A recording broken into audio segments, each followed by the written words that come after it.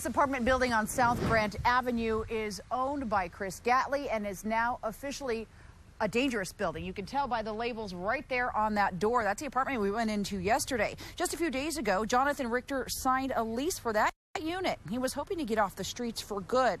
There's no such luck. Now everyone else who lives here is out of a home too. We walked in.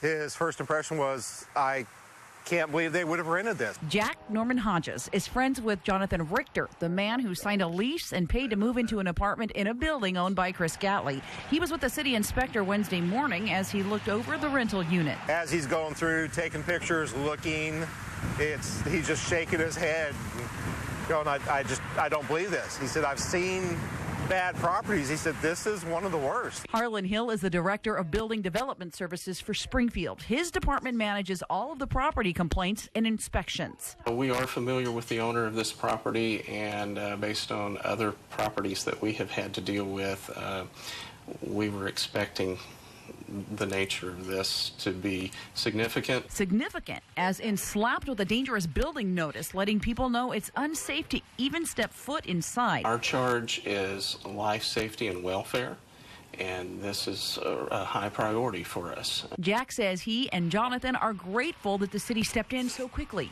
To think that there's people like Chris who take advantage of people that are in need. He says he will continue to fight for people like Jonathan. I'm not stopping after this. I'll do whatever I can to help.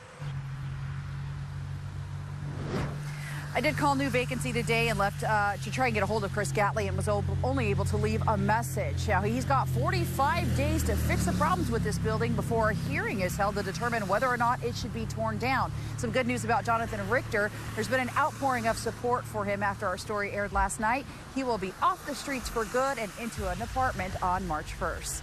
Reporting live in West Central Springfield, I'm Frances Watson.